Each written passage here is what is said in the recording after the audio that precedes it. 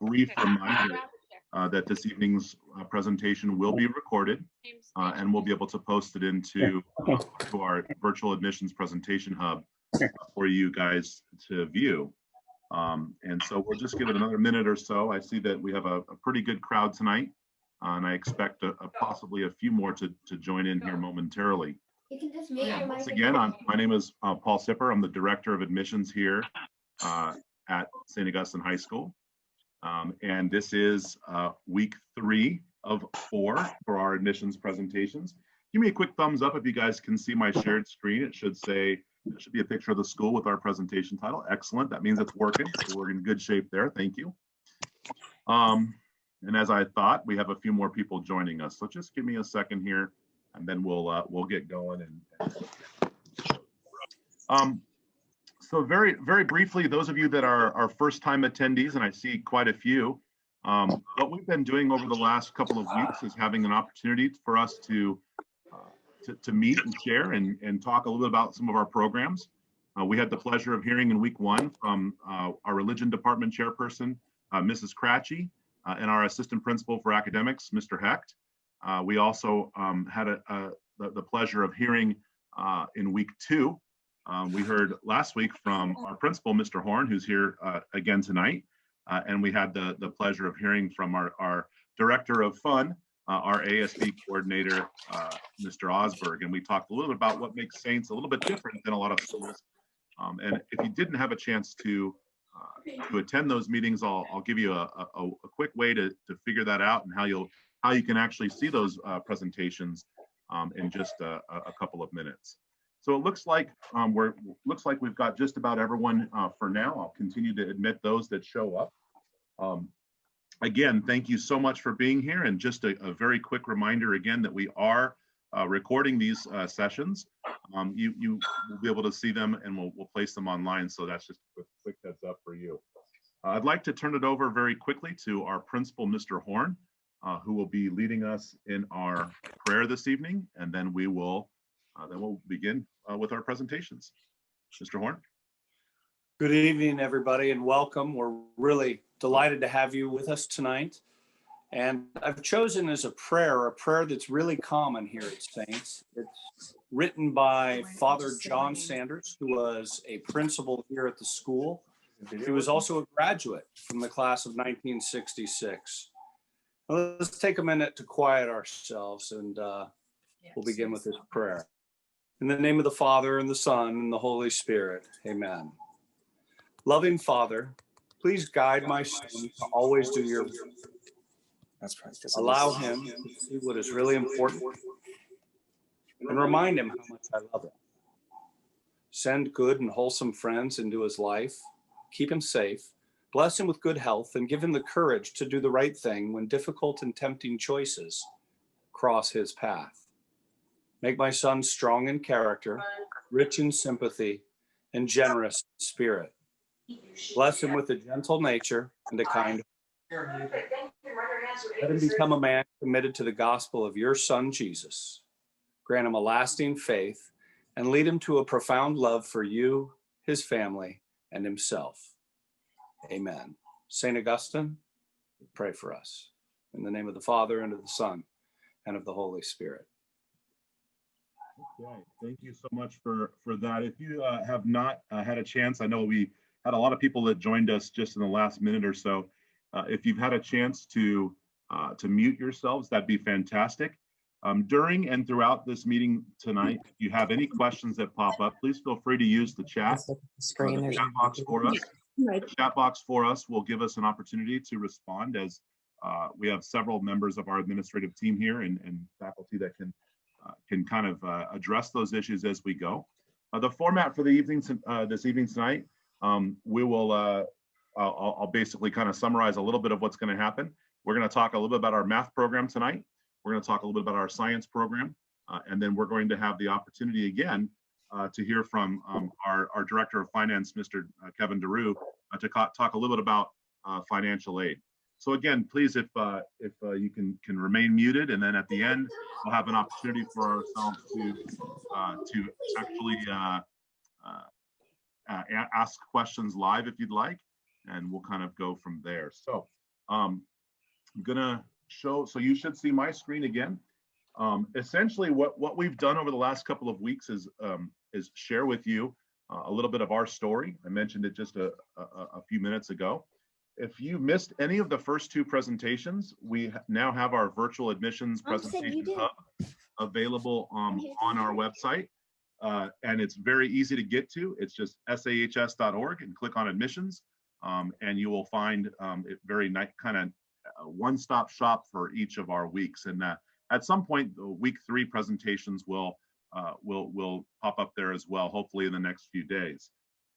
We are excited to be able to see everyone here tonight. It's a pretty busy evening, I'm sure. So we definitely thank you guys for taking time out of your lives, probably shuttling basketball and soccer practices and maybe some baseball and volleyball there as well, or some music lessons. So we definitely appreciate you spending a little bit of time with us tonight. And over the course of the next 45 minutes to an hour, we really hope to provide a little bit more insight into some of the specifics of our programs and offer you guys an even greater chance to begin the process of exploring who we are and what we are. Again, we're located in North Park. I know a lot of you guys have already signed up for tours. That's fantastic. We still are offering tours, so you feel free to shoot me an email.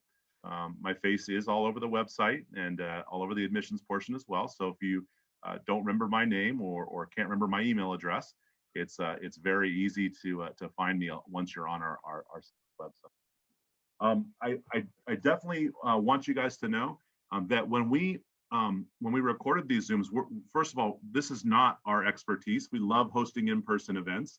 Our open houses and our shadow days for our students have been sort of a hallmark of our program for such a long time that obviously COVID's thrown us for a pretty major loop. I've kind of given that fair warning from day one and week 1 when we started this. This is not our natural environment, so we feel like a little bit of a fish out of water sometimes.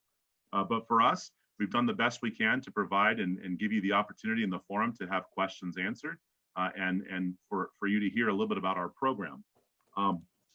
As I was going to say, as long as you kind of are navigating our website, and once you get to that admissions hub, you'll see several links. There's going to be a video link which will bring you to a YouTube presentation, and then you'll actually see a PDF link as well that will show you sort of up close some of the materials that our presenters have shared during their presentations.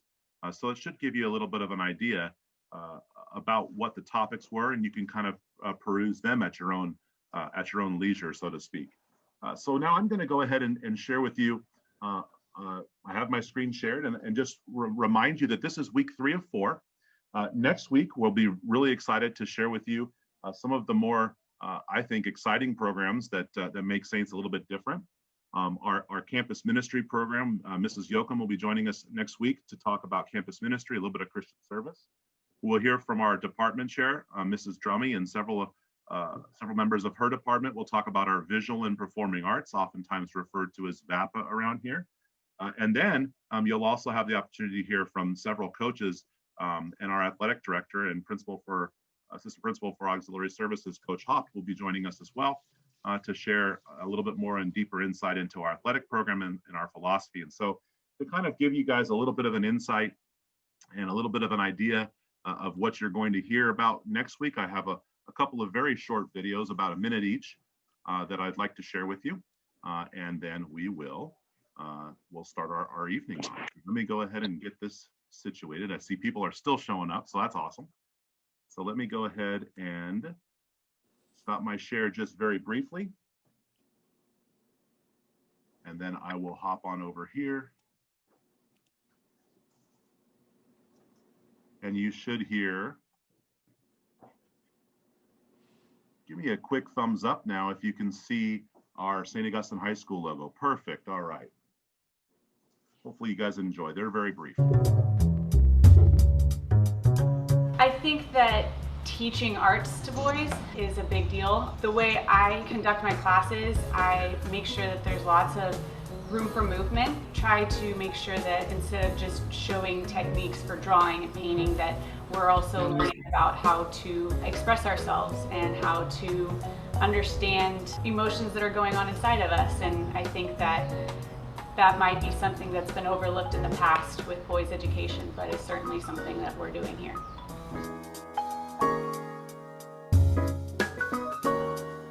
We're trying to produce well-rounded men here, and it doesn't come from just getting good grades. It doesn't come from just being on a sports team.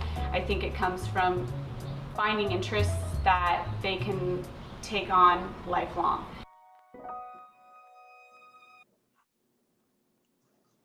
All right, so to hear a little bit more about that next time is going to be pretty interesting. We're going to have our drama director will join us.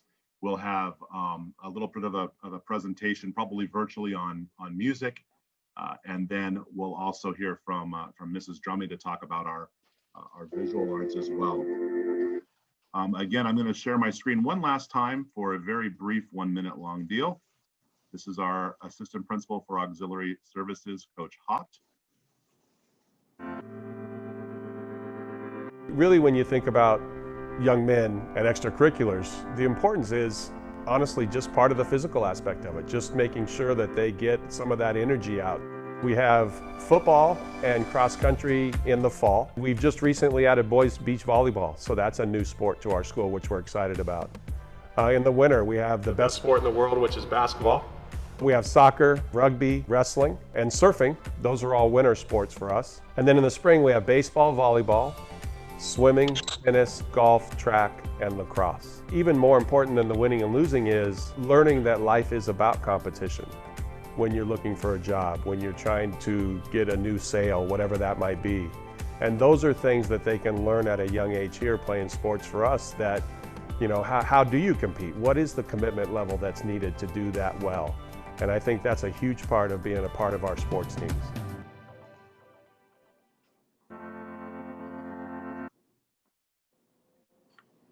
All right, so hopefully you'll join us next week to hear a little bit more from our coaches, hear a little bit more about the programs that we have, and we're excited to have you guys. So with that being said, there are several of our teachers here tonight. We have Mr. Freestone, who's in our science department, Coach Walp, who's also the science department chairperson. We have with us Mr. Horn, our principal, Mr. Haupt, our assistant principal for auxiliary services, also our head basketball coach. We have Mr. Hecht, our assistant principal for academics. We have Mr. Tom Isaac, who's listed currently as Wanda Singh on your screens. That's Mr. Isaac here. He's in our math department. And then there's myself as well. All of us can begin the process of answering your questions. And then later tonight, you're going to hear from Mr. Popular. That's our director of finance. That'll be Kevin DeRue, kind of guiding you through some of the key questions about financing and financial aid on our campus. So I would like to turn it over now. I see a few more people have joined us. I would like to turn it over now to Mrs. Katie Walp, our head swim coach, department chair for science, and she'll be sharing a little bit of our science department, our philosophy, some of our classes, and then you'll hear from Mr. Freestone with an exciting new program that our school is offering. Thank you very much. Hi, everyone. I'm just going to go ahead and share my screen and get my PowerPoint going. Awesome. Are we good, Mr. Sipper? We can hear me, we can see me? Perfect. Hi, everyone. My name is Katie Walp. I am the science department chairperson. I also teach chemistry and AP chemistry. So the science department contains a variety of classes for students to choose from. As a department, we approach science in a boy-friendly manner. We know that our students are best engaged with busy hands, so we make sure that we can get them hands-on and working as often as possible. We have a dynamic classroom where our comprehensive science curriculum, along with our extensive hands-on learning, provides our boys with a solid foundation for college.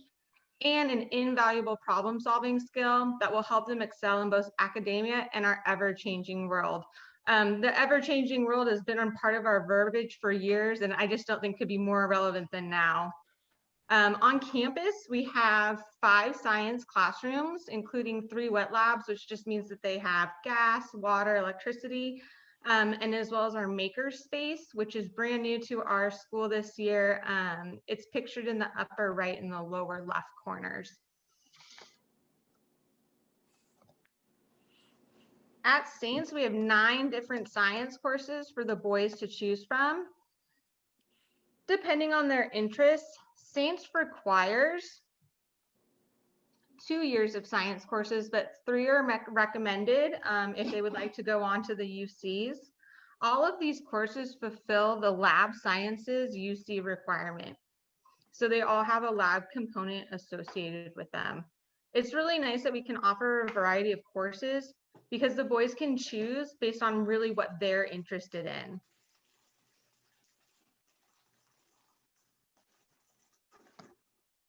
These are our AP courses that we currently offer. The prerequisites for those courses are listed below them in gray. If students achieve a qualifying score in these courses, they can earn college credits for these for the courses that they enroll in. Hey. Hey, how are you? So course sequence. Tired. My goodness. How are you? It can be really different. All freshmen can take physical science their freshman year. If they earn a 95 or higher on the HSPT, they can choose biology.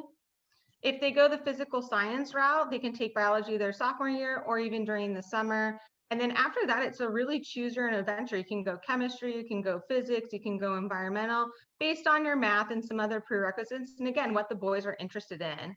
If you go the biology route, typically they'll take chemistry next, but not necessarily always. Again, based on their math and their interests, it's really, there's so many different options, which is really cool. So science during intersession, if you haven't been introduced to intersession before, intersession is this really amazing opportunity that the boys have in between first and second semester. It's about a month long. They can take marine biology, robotics, or engineering design. I teach marine biology, so I'm a little bit biased that that class is the best one. We actually get the boys scuba certified, and then we spend the rest of the month learning in the field. So basically, we just go on field trips every day. We go to the aquarium. We were able last year to go to UCSD and look at their research aquarium and talk to the postgrads. So it's a really great class with a really unique opportunity. At the end of the day, the kids go away PADI certified.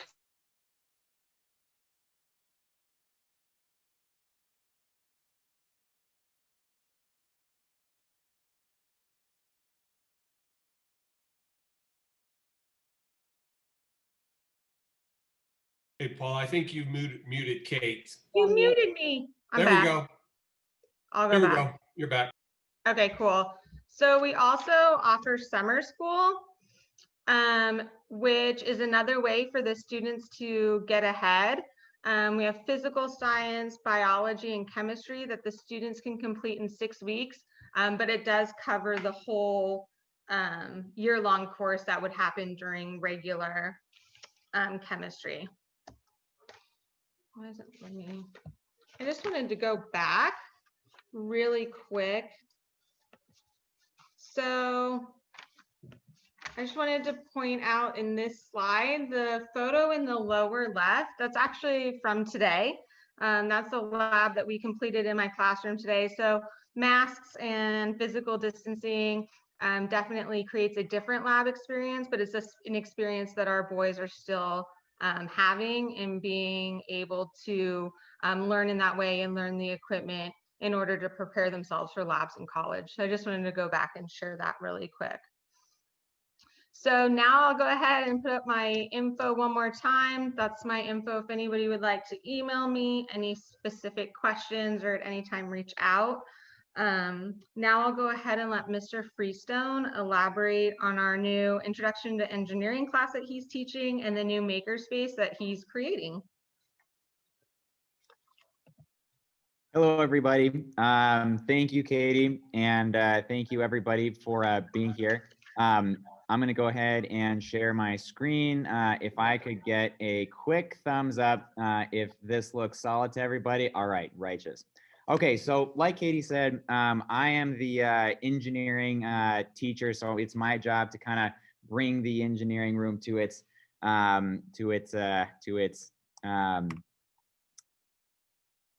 successful usefulship, I should say.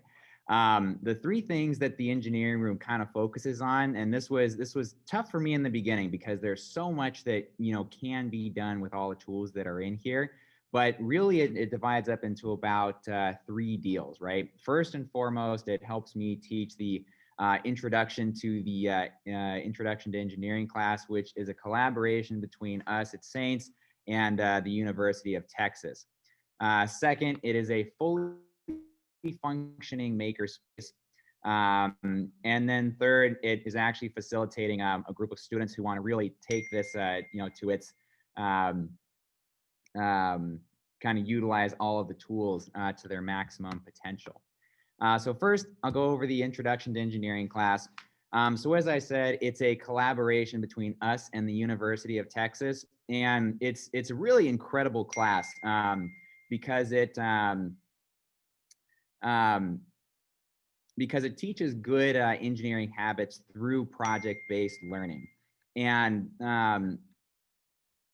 the kind of the neat deal about that, right, is there's not too many classes that are like this, right? I like to tell students that really the course itself, there's no homework, there's no tests, there's no nothing. So they learn everything through trial and error, and also hands-on projects, right? So for example, a big one is if you look in the top right here, these are our two pinhole cameras, and the students were given criteria to say, okay, well, we have a user that has limited motion in their hands, right? So we need to create a pinhole camera for them to use. And my job is teaching them, okay, this is the math that goes behind a pinhole camera. And invariably, as any of you guys who are engineers know, as a new engineer, you typically want to do everything theoretically, and then at the very end, you make your product and you expect it to work perfectly. So one of the lessons was, to try to get them to think of, oh, I need to start testing early. And that's not done by saying, hey, everybody, we have 3 weeks to complete the project. Make sure you test early, because they're obviously not going to do it. So what ended up happening was we go 2 weeks in, and I tell them, all right, everybody, we've been talking about this project is due today. They're of course, freaking out because of course they've spent all this time theoretically designing something, and when it gets time to use it, their pictures aren't coming out right. Maybe there's light leakage happening. It's hard to load. And so the lesson is then taught by saying, hey, surprise, what would you like to have? Oh, more testing? Great. Surprise, surprise. We have a whole week left to test. And so that kind of ingrains in them this lesson that, I myself going to engineering school, I only learned that when I was part of an engineering club way further on, right? Now, they also learn, right, how to design things for the end user in mind. We have a decision-making process for how to pick which design we pursue. And of course, by using the tools in the manufacturing lab, they of course have to make their design manufacturable, which is, a big deal that typically you don't learn until you actually start creating something. So in addition to learning through hands-on experience, we're also going to be giving the students the opportunity to, at a minimum, have a basic understanding of CAD software. And for those of you who aren't familiar, CAD software is if you want to create something in virtual space, you of course need to model it first, and then you can create drawings. And so SolidWorks is one of the probably big 2 or 3 companies. And so we've gotten licenses through them. So your students will be able to have their own license to use on their own machine and learn through the built-in tutorials in this program, which is an incredible opportunity. And for those of them who really latch onto it, they will actually have the opportunity to become CSWA certified. And that is a certification through SolidWorks that they can present to a college, they can present it to any company that they work for, and just say, hey, I'm officially a good CAD user and I know what I'm doing. So that I'm very excited for that. And finally, this process being a partnership between us and the University of Texas, there is the opportunity for students to do what's called a dual enrollment, where they can apply to be part of this Intro to Engineering program like it was a college course. And so they can apply free of charge. They send in their work so far, and then the college decides, okay, this guy's on the right track. We're gonna work with him to see if he can earn a 3 credit hour credit towards his education. And if you qualify, then you pay $300 and you can get a pass-fail credit, which is pretty neat because that's about 25% of the cost that it would cost if they took this class in college itself. So all these things, awesome opportunity for the kids to learn about engineering hands-on. But then as a separate deal, right? This room kind of functions as a fully functioning maker space, right? So any student anywhere, even if they're not in the engineering class, can have an idea in their head, come into the room and say, okay, I'm going to bring this thing to life, which, you know, really that's a special opportunity that, I mean, if I had that when I was here in high school, that would have been incredible. So I'm pumped about this. Of course, they're going to have certifications to use, you know, the different tools. It's almost like you upgrade, right? The tools that we've got available, this isn't exactly the most exciting set, right? But anybody, anywhere, right? You can use the tools that you would be able to use at home. Anybody with like, you know, a quick project, right? It's like, oh, I need to come in, use a saw, fine, no problem, right? Now, you didn't come here to see the regular old tools that you found in your garage. So once they get what's called the yellow card certification, meaning that I can trust them to use the relatively more big boy tools, right? They'll have access to kind of the drill press, the belt sander, and the bandsaw. And so this is really going to open up, I think, a lot of doors for students and also the engineering guys to really bring a lot of their ideas that they have quickly into like a prototyping phase. And we also have 2 3D printers, which again, you know, I don't know, that is so incredible that you can have 2 3D printers at a school and have a kid walk in and be like, hey, I got this file, I'd like to print it. You maybe at home have a thing that you want your kid to print. You say, hey, take this to school, plug it in, print this, bring it back tomorrow, primo. You might be wondering, what could be better than this? I will tell you. If you ever told me that you could have a CNC mill at a high school, I would not have believed you. But thanks to Mr. DeRue for finding the budget for this, we're actually going to have a fully functioning miniature mill that a student can take. Any block of aluminum, plastic, wood, right? Put it in here and get their part out. And if you're not familiar with what a CNC is, imagine that it's the opposite of a 3D printer, right? So you give it material, you give it a model, it comes in and automatically cuts all of the material away, revealing kind of what's inside. And for those of you who are familiar with this, it has built-in software that is almost in between somebody who doesn't know anything about CAM software and, you know, somebody who's like, okay, I know the speeds, the feeds, all this stuff. The students just have to learn to say, I'm cutting this material. I want to make this shape. I'm using this tool. And the program itself will tell them, you're going to need to cut at this RPM. We're going to take this depth of cut. And they're going to start internalizing that, which will help them a ton when they get to engineering school and they have to maybe manufacture some of this stuff themselves. So very exciting stuff. And then lastly, we do have the engineering club where this is kind of a space where the students can learn to work as a team to kind of go towards a common focused goal. And this will be great practice for them if they want to go to college and do like Formula SAE, if they want to do concrete canoe, any sort of engineering club where they're going to have to say, hey, I know what I'm doing. Please let me be part of the team so that I can hands-on learn.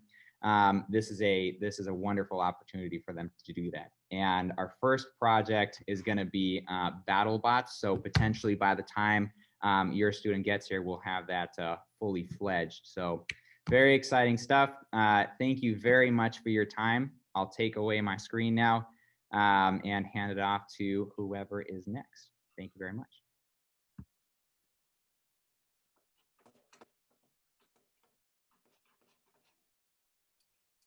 All right, thank you so much, Chris. I'm going to turn it over to Mr. Heck just to kind of summarize just a few little points that you may have missed in his presentation that pertain specifically to science. And then we'll move on over to Mr. Isaac in just a second for algebra. Mr. Heck, are you still there? Excellent. Yes, Paul, I am. Can you hear me? Great. Yeah, I just want to take a moment to, well, first, welcome everybody again. Those of you that I haven't met on Zoom or in person, my name is Mr. Hecht. I'm the assistant principal for academics here at the Saints. And I'm just so excited to have this discussion tonight because we could not be more excited about the future for our science program here at St. Augustine High School. You heard from Mr. Freestone, you heard Mrs. Wall talk about all the programmatic aspects of what we're doing here with science. But the feeling of just walking around, and this is kind of what Mr. Sipper was talking about, you know, you take a look at some of those pictures, just a moment inside one of our classrooms like today, when you see these kids doing what they're doing, not only is it cutting edge, but the engagement is really stunning. And it's really exciting stuff to see where our students are going to go, the skill sets that they're now going to have, not only with the opportunity for dual enrollment, you talk about CAD certification, which is really unheard of at the high school level. So the avenues are just exploding for our students and our graduates here. So we're very excited about that.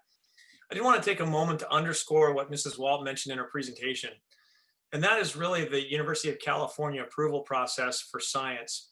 We've worked diligently over the last several years, all of us in concert with one another, to make sure that our lab sciences were all UC approved.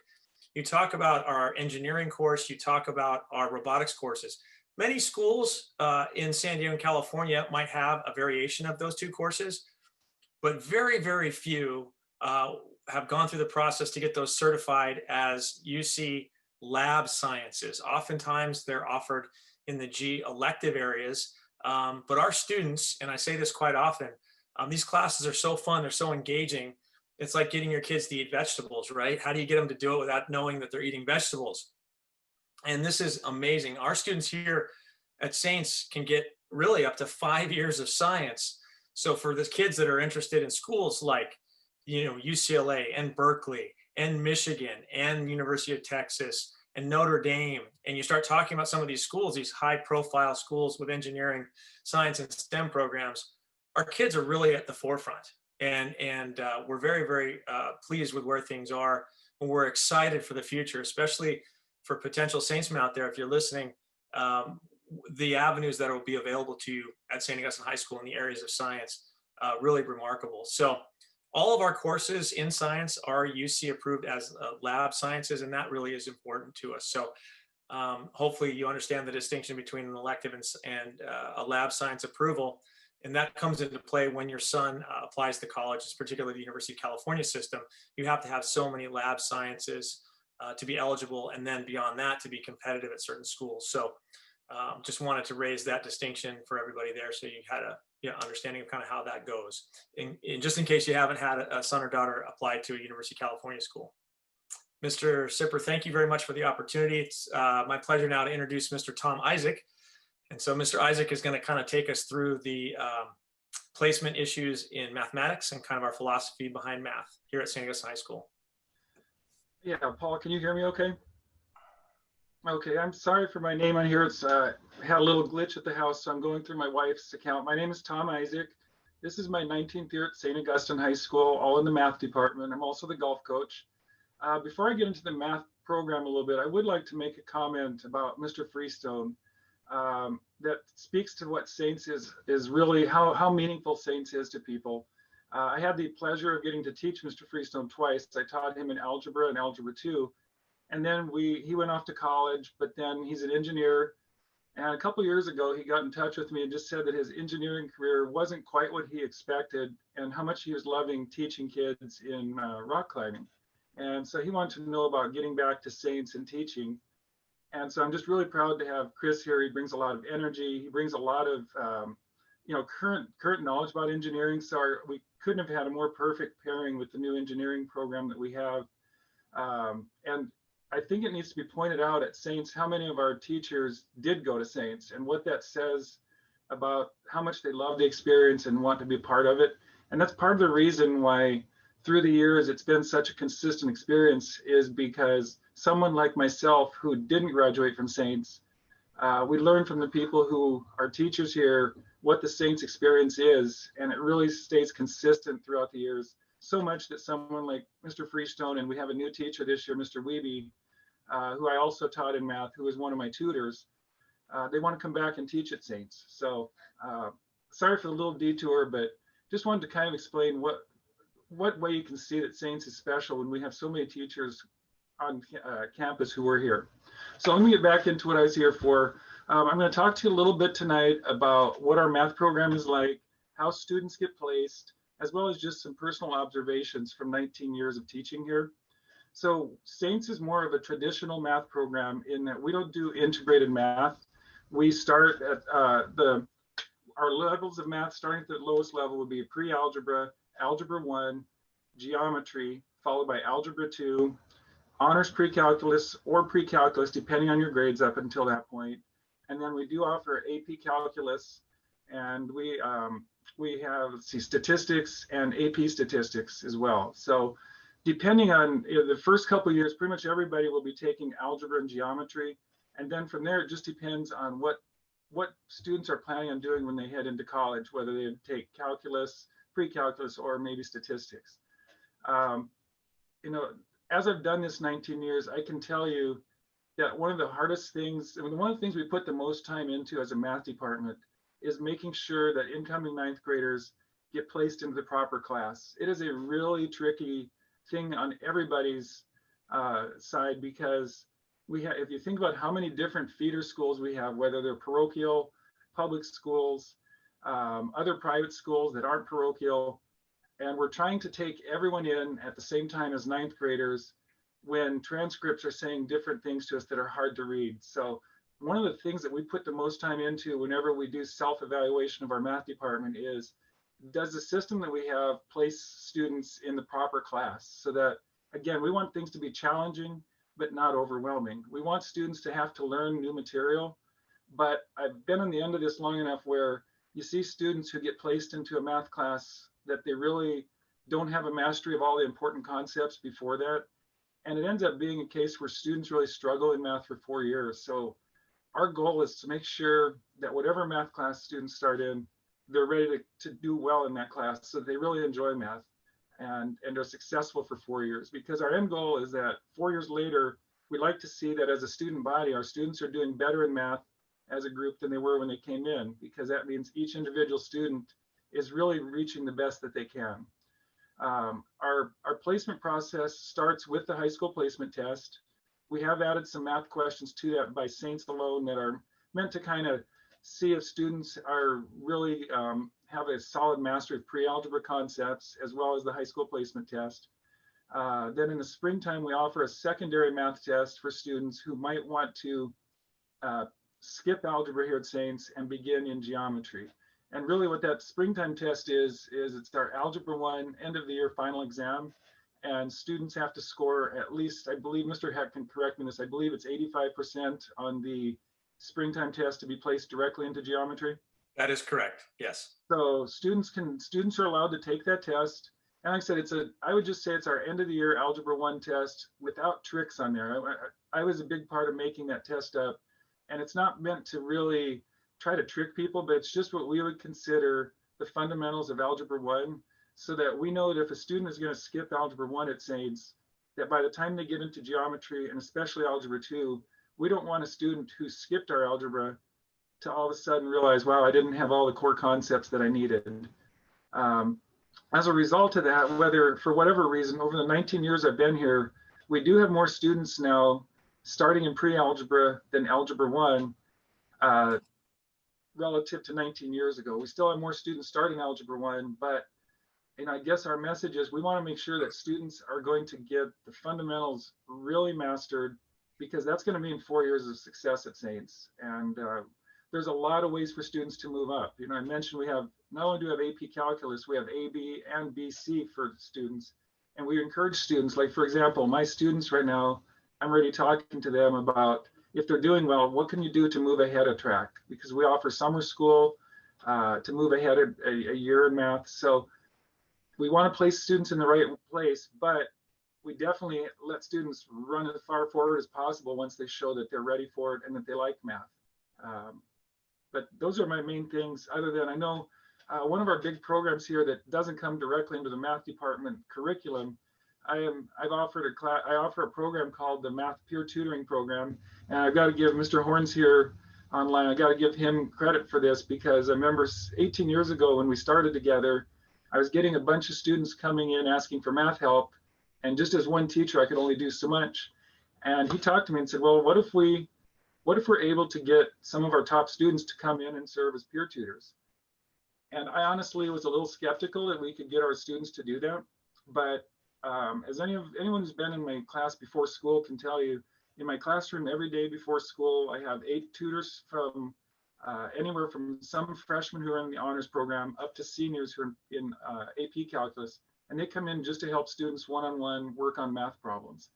And what this has really done is it's kind of what happens in college, where students sit down one-on-one with someone near their age and they work on a problem together to really help learn it.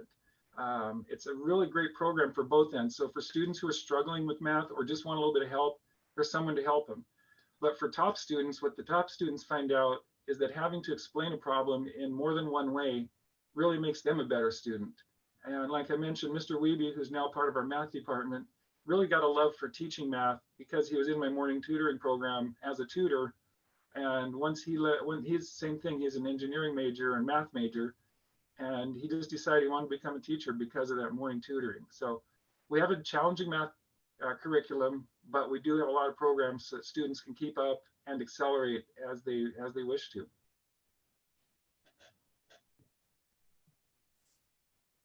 That's great. Yeah.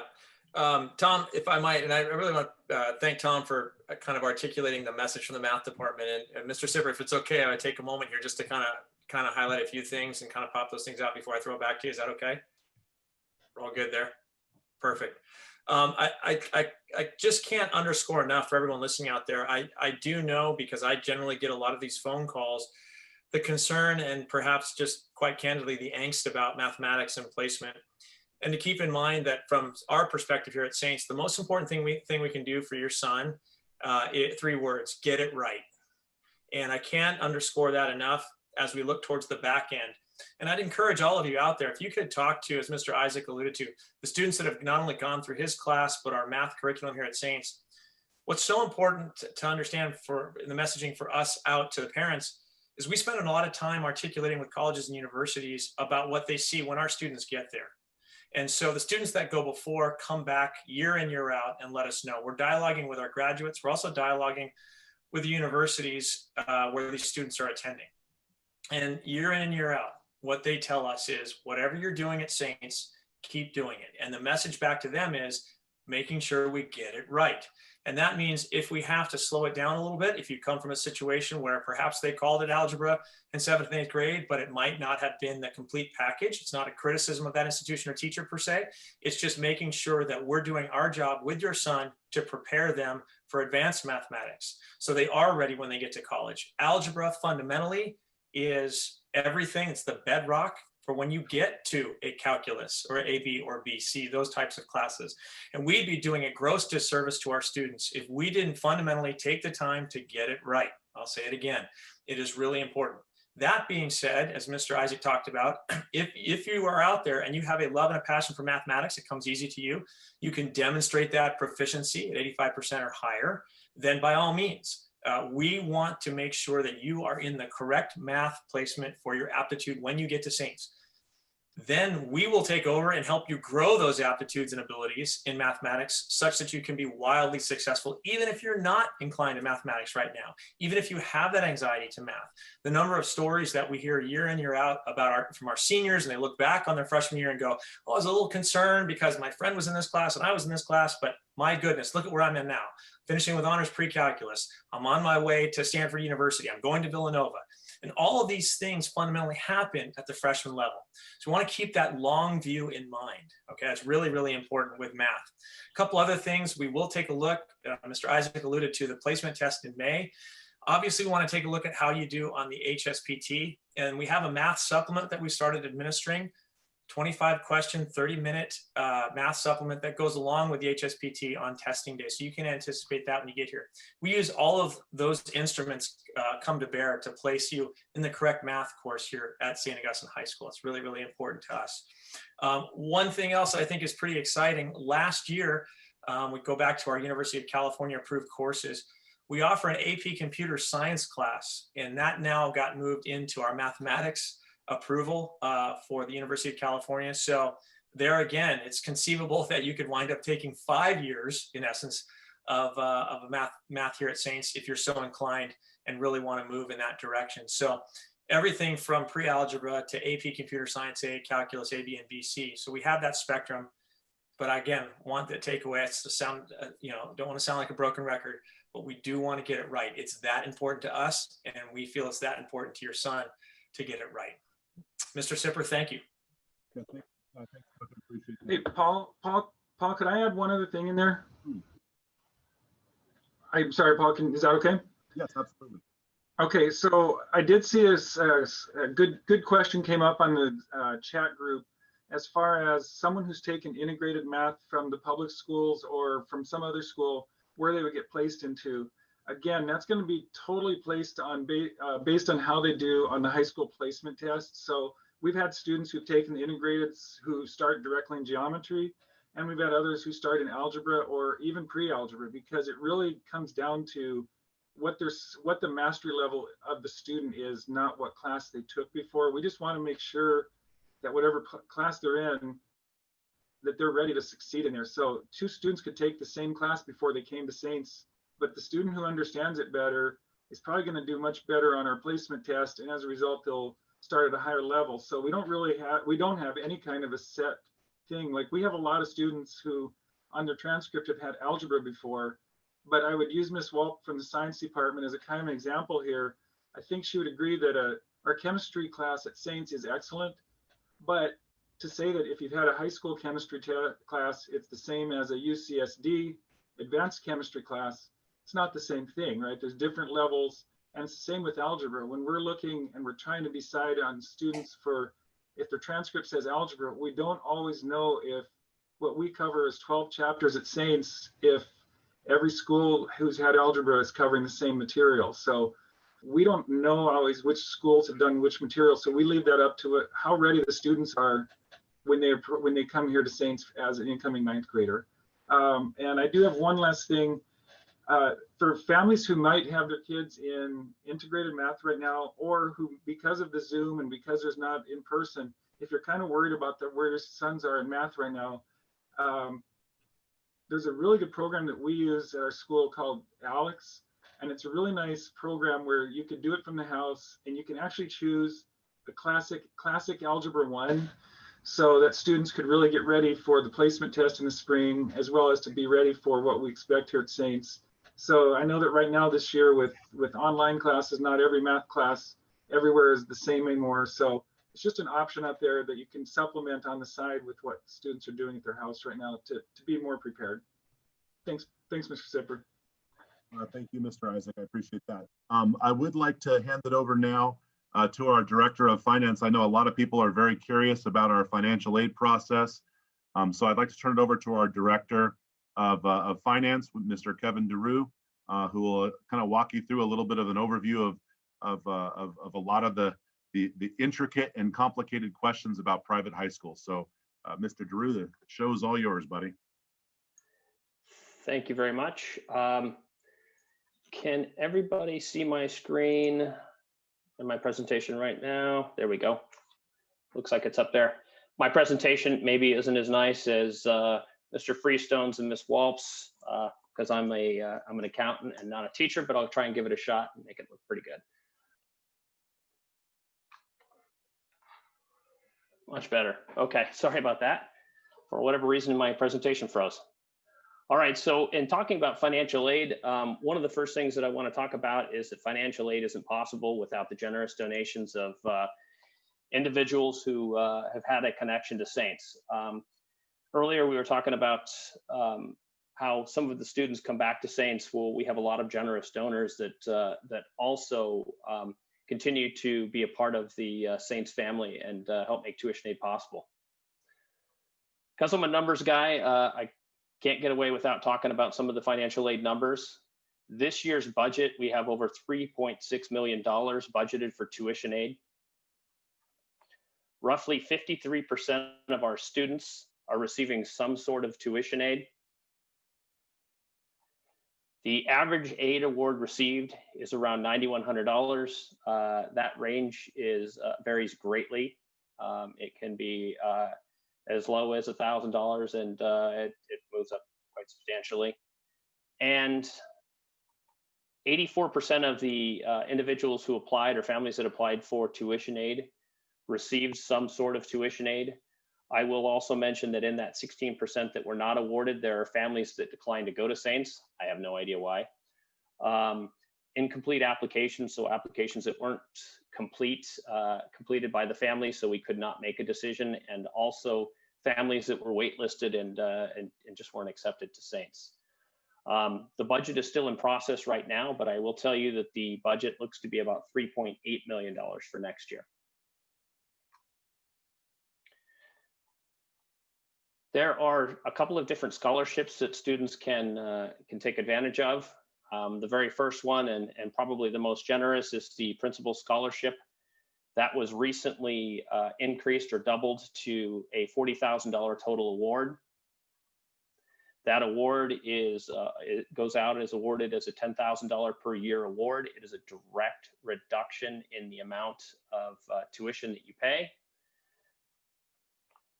This award is awarded to the top 10 entrance exam scorers, and you must test at Saints on January 23rd to be eligible for this. There is no need to apply for this. It's a merit-based aid scholarship, and it goes out based on those individuals that test here at Saints. The last piece is that when an individual does earn the Principal Scholarship Award, they are still eligible for needs-based assistance. And because you receive this award, it does not impact the amount of needs-based aid award that you might receive. The next scholarship that Saints offers is a band scholarship. That scholarship ranges from about $1,600 to $2,000 per year. There is an audition component associated with this award. So if your son is musically inclined, he would need to set up an audition with Miss Cindy Au. Auditions are usually held in May. And there is also a participation requirement. So your son would be required to participate in a few band-related activities to maintain this scholarship. Provided that the participation requirements are met on an annual basis, the award automatically renews each year and sticks with the student through the 4 years that they're with Saints. Miss Cindy Au, as I mentioned, is the music director. She conducts the interviews. And if you are interested in a band scholarship or want more information on that, you should reach out to Miss Cindy Au at cau@sah.org. And like the Principal Scholarship, this doesn't have an impact on your ability to get needs-based assistance, and it doesn't have an impact on the amount of aid that you would be awarded otherwise if you did not have this scholarship. Now, the last scholarship that we offer is work study. It's worth mentioning. However, it is not available to freshmen. At Saints, we want freshmen to get used to the transition from elementary schools and junior highs into the Saints experience and be able to make the most of it. So it's not available this year, but I wanted to throw that out there so that families can take a look at it if they're interested, because you'd want to start talking to the kitchen around the end of your freshman year. The award is about $18.75 per shift. Each shift is less than an hour long. There are multiple shifts in a day, and there are multiple students in a shift. And so there's a lot of opportunities there. If your son is able to participate in the work scholarship next year, they would be credited tuition on a monthly basis based on their participation. Again, GR Catering is the one that operates our kitchen, and it would be GR Catering that would conduct those interviews. And the family is eligible for needs-based assistance on this one as well. So specifically on needs-based information, our financial aid applications are administered by a third-party software organization called FAST ISM, Independent School Management. You would need to apply for financial aid on an annual basis.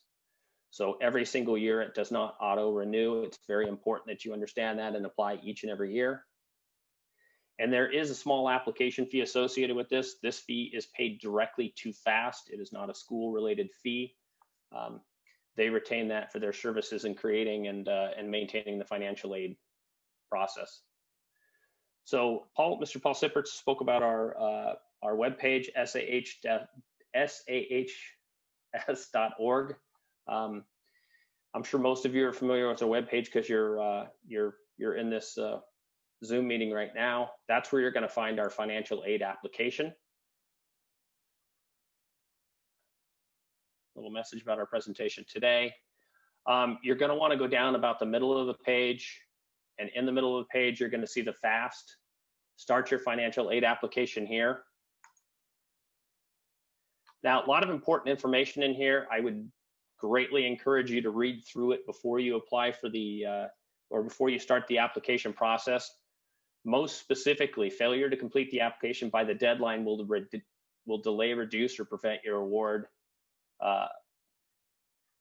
It's super important to understand that a financial aid application isn't just complete when you pay when you put the figures in and you pay the fee to FAST. There is document requirements that will need to be provided.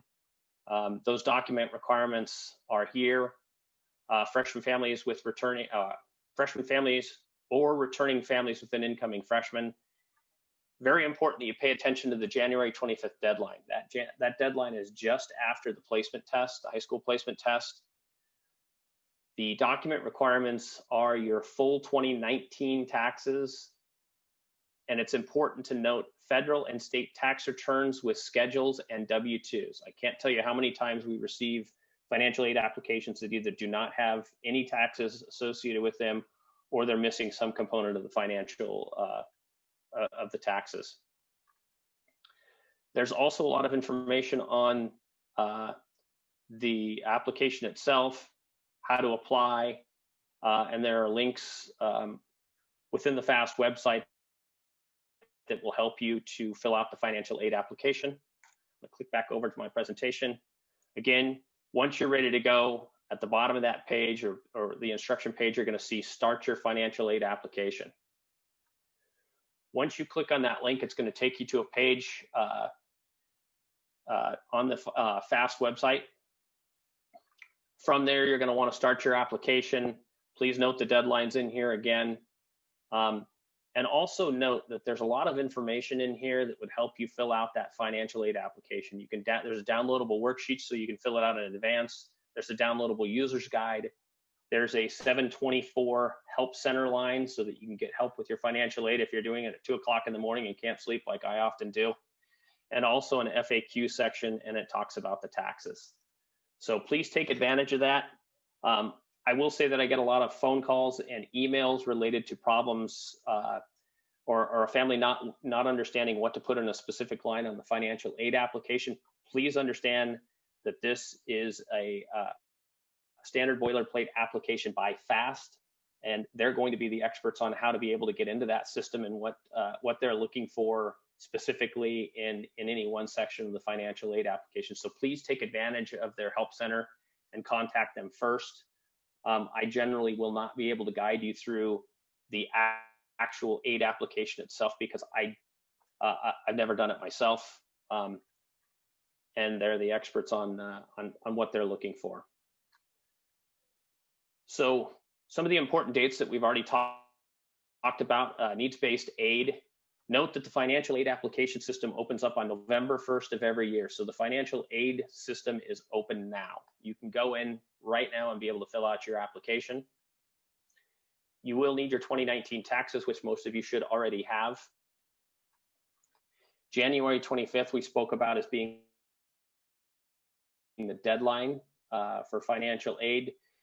Please note that that deadline, again, does include a completed financial aid application with the full taxes.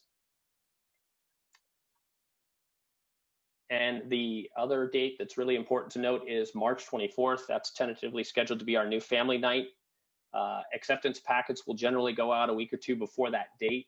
In the acceptance packets would be your financial aid determination letter if you applied for financial aid and completed the process on time.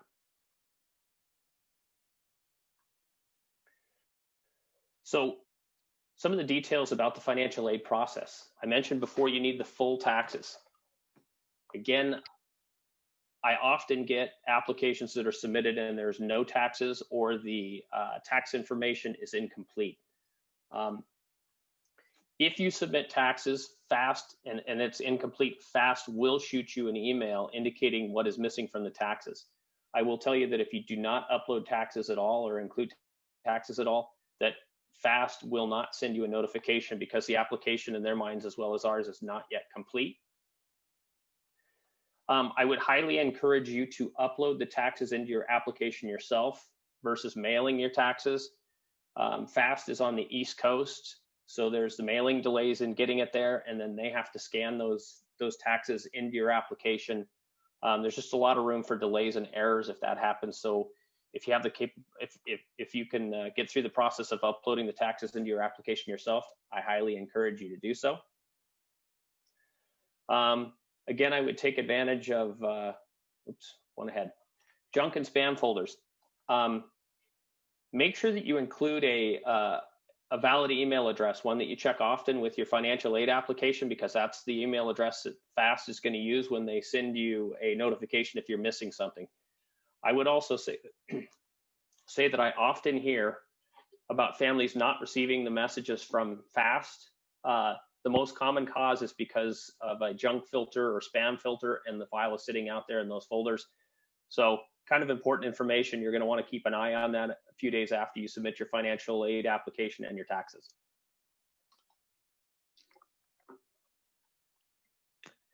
I also highly encourage you, if you're having problems, as I mentioned before, FAST has a 24/7 helpline. Make sure that you contact them if you have any questions whatsoever about the application process. I will tell you, the school does not see your application until after you get through the data entry phase of your application and pay the FAST fee. They do not release it to us.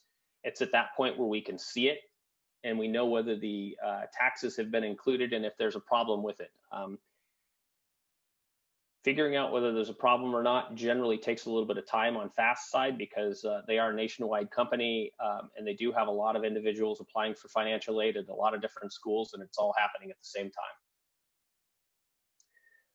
For those of you that may have a split family situation, please note that FAST is going to ask you if you apply as a single parent for a family number 2. Generally, that's going to be the mother or father of the student. They will also need to complete the financial aid application process on their end. You would just need to include a little bit of information so that the application process gets opened up to them as well. They would also need their full taxes unless you apply jointly, or if you have applied jointly for your taxes. Lastly, don't wait to fill out your financial aid application. I can't tell you how many people wait until the last week to do this. I'm flooded with emails and phone calls about taxes, not being able to get all the way through the process. It's open now. The documents that are required to fill out the application should be available, your taxes. Just don't wait. That way, if there is a problem with your financial aid application, you're missing some documents, you can easily jump right back in and take care of that before the final deadline. And then every single year I get individuals that call me or email me and indicate that they've got a unique financial situation. Now, I've been doing the financial aid process here at Saints for about 6 years. I can't say that I've heard everything, but it is quite often that somebody says they have a unique financial situation. They want to tell me about it. And I will tell you that I'm the person that administers the process. Decisions are made by a committee. If you tell me, there's a good chance that I'm going to forget by the time that we get to the meeting, because we have around 430 people applying for financial aid. So please make use of the notes field if you have specifics about your application that you want to make known to the finance committee or the tuition aid committee.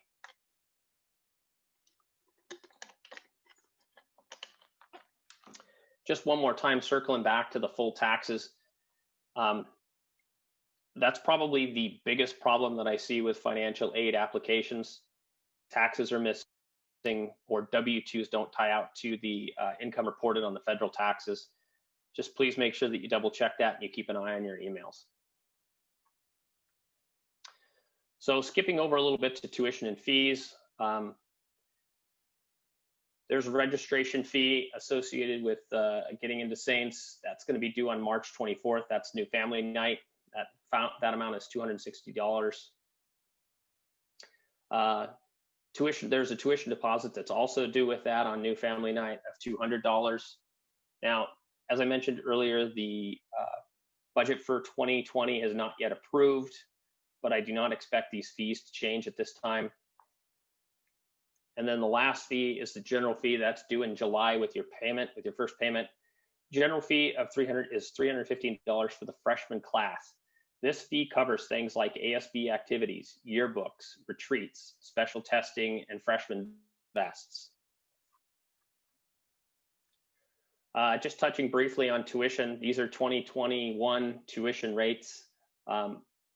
As again, I mentioned, the board has not yet approved what the tuition rates are going to be for the 2022 school year.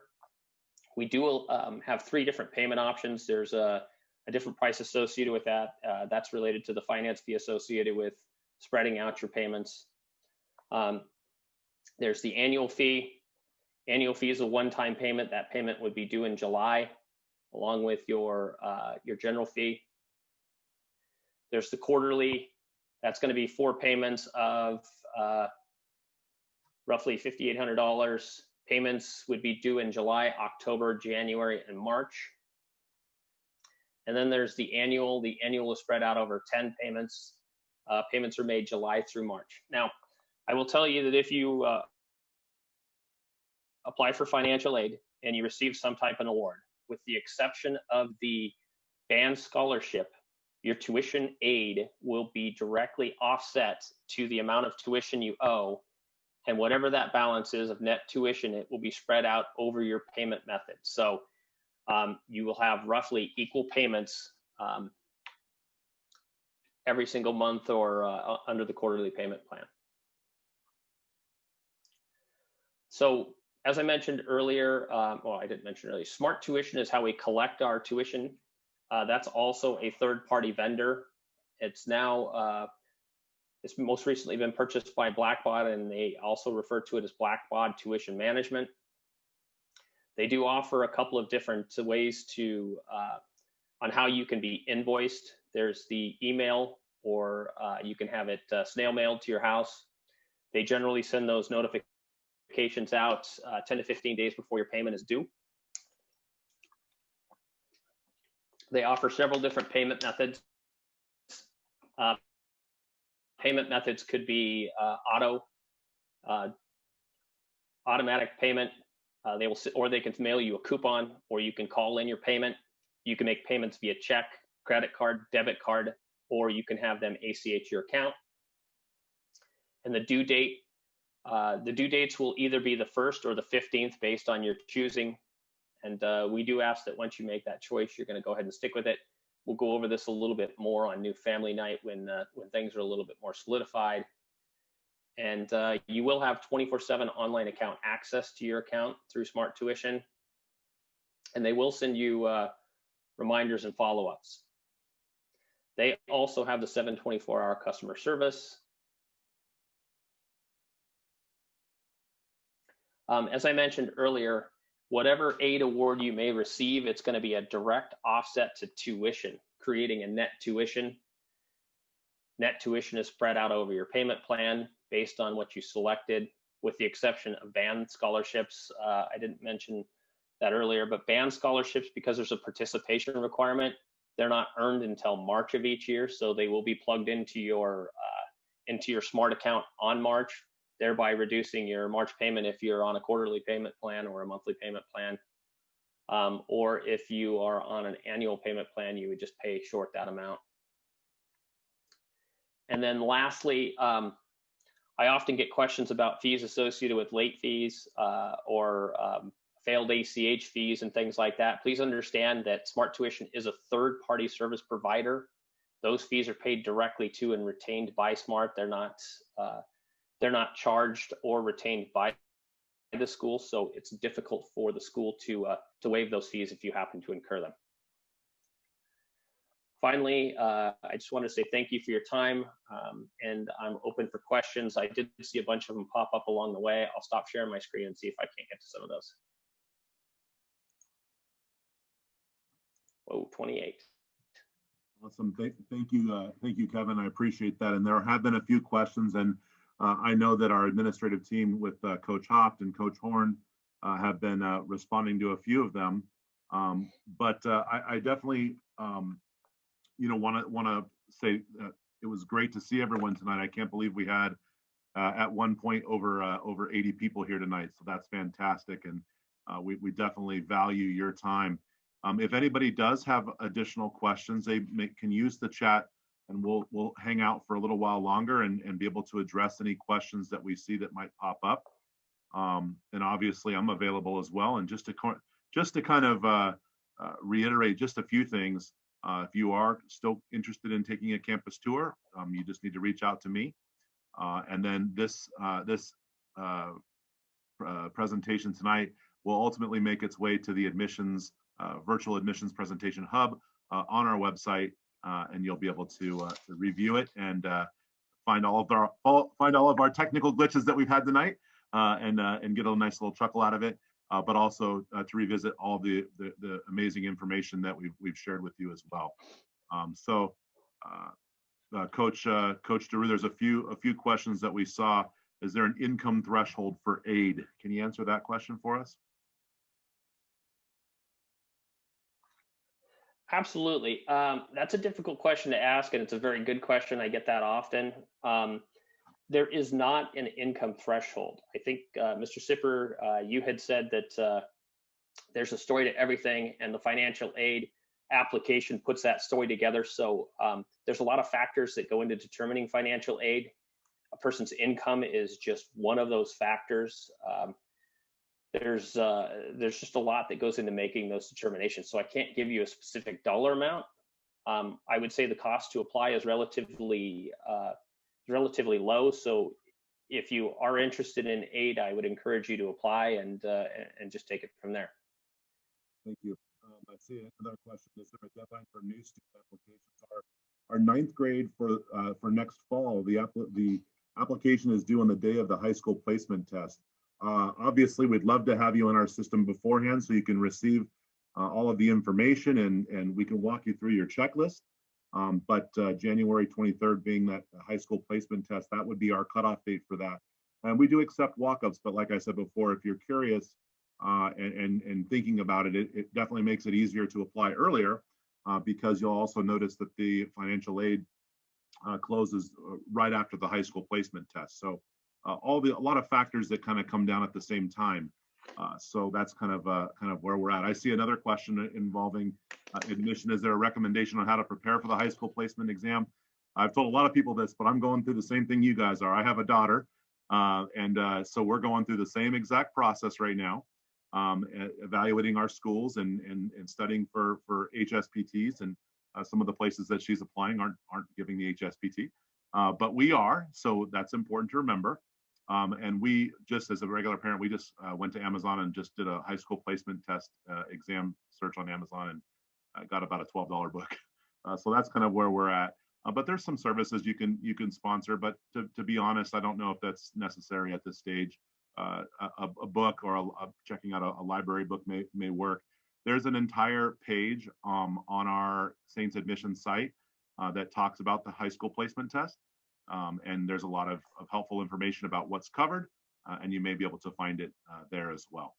Paul, can I add something real quick there? Absolutely. I think what's important for the young men when they take the test is to get a feel for the timing of how long they have to answer each question in a section. So it's not really the material that's pertinent. Your sons are learning material in school, but for example, there may be 40 English questions in a 25-minute period, and how do they pace themselves? So really that's what's important in terms of preparing for the test is taking a few practice exams so that they know how to pace themselves for each section. Perfect. Excellent. Thank you so much. I appreciate everyone's patience. I know we went a little bit longer than the previous. Can't hear you, Paul. I appreciate everyone's patience tonight. I know that the last few meetings have ended in about an hour. Again, Celine, I see a message there. Where can you find practice exams? Again, there's an entire page on our website that's devoted just to HSPT information. Provides the reasons why we take the test, and we'll provide a link to their actual website, the company that actually offers the test, and you can visit it there. Okay. Paul, can you address that message one up from there as well, from Michael Martinez? Can you apply for financial aid at multiple Catholic schools at the same time? I'm sorry. That one? I misread that. I was thinking you could, the placement exam. Yes, you can. You can definitely apply for multiple financial aid applications.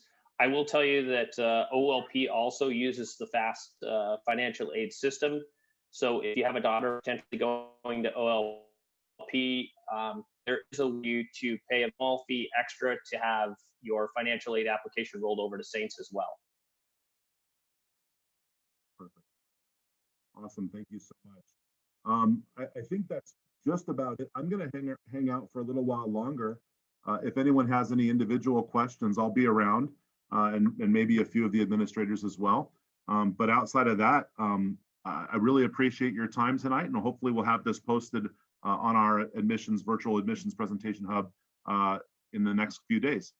So I'll hang out, but thank you so much for your time, and have a pleasant evening. Hope to see you guys next Monday. Take care.